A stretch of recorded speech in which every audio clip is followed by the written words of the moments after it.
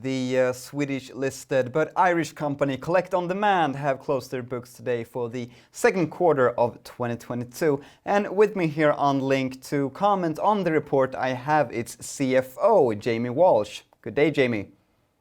Hi, pleasure to be here. Since it's your first time here, we usually have these with John O'Connor. I thought you could take the opportunity to present yourself. Who are you? Sure, I'm Jamie Walsh. I'm the CFO of Kollect on Demand, and I have been with the company in that position since before our IPO back in early 2019. I joined the company, so hopefully I can answer the questions as well as John does. Let's hope that you do, because we're going to head into report now where you could report a record quarter when it comes to your revenue, double-digit increases from both Q2 2021 but also Q1 in 2022. It landed on 16.9 million SEK.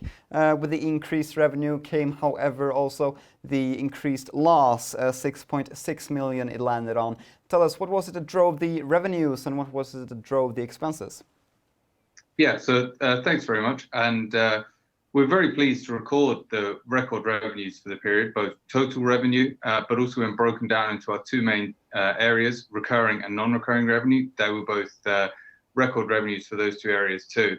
But you're right, there was a loss, and it was driven by operating expenses really, which included the reorganization of the business following the disposal earlier on in the year of a subsidiary, which we don't expect those costs to continue after this quarter. But we also continue to invest in sales and marketing, which help contribute to the record performance. And we also continue to invest in our commercial team, supporting the growth of recurring revenue, which we see as an investment for the future.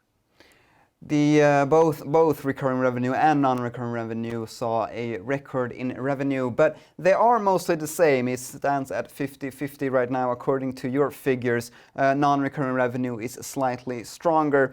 In your CEO note, or in John's CEO note rather, you highlighted a new e-commerce platform that is according to your new strategy where digitalization is key. Tell us more about the platform and what sets it apart from your app.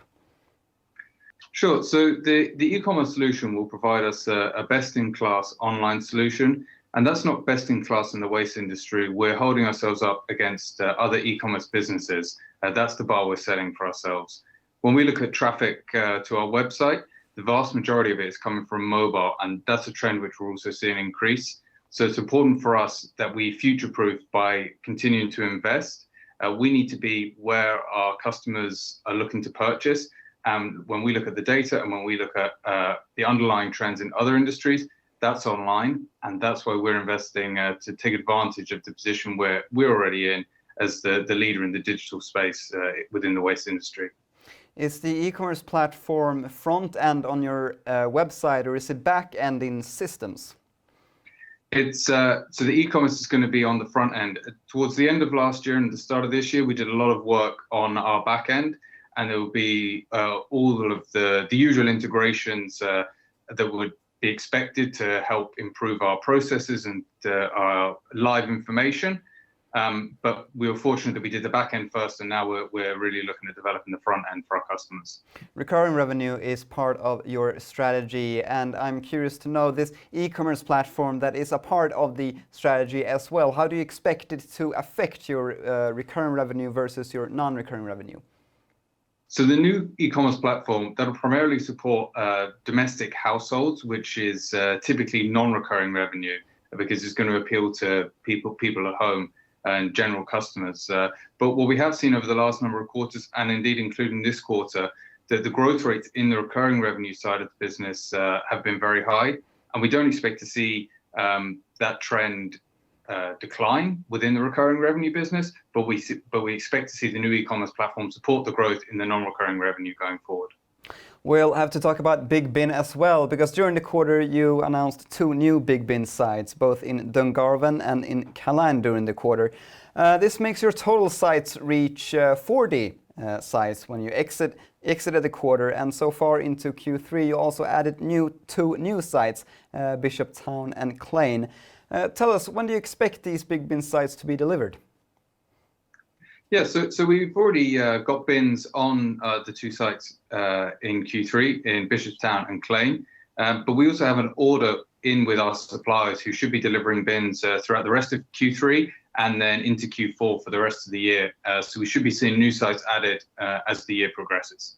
During Q1, you announced a partnership with B&Q. I thought we could talk a little bit about that, but since Kollect wasn't here with us last quarter, I'm also curious about this partnership. What can you tell us? How will it work? Sure. So B&Q is a leading DIY retailer in the UK and Ireland, and we signed a partnership with their stores in Q1 of this year. The comparable businesses and stores are Home Depot in the USA or Bauhaus in Sweden. They sell many products that you'd expect in a DIY store, and one of them where we think we're going to work best with them is kitchens. So the foundation of our offering is that when a customer goes into a B&Q store, they're buying a new kitchen, but they have to dispose and get rid of or recycle the kitchen they already have in their house. So through our partnership with B&Q, that's where Kollect step in and we facilitate the removal of their old kitchen at a time which is convenient to the customer, knowing that the new one is going to be installed at a set day. I was under the impression that over the counter, as it states in John's CEO letter, was well, as you would expect, over the counter. But how does this align with your 2024 strategy regarding digitalization?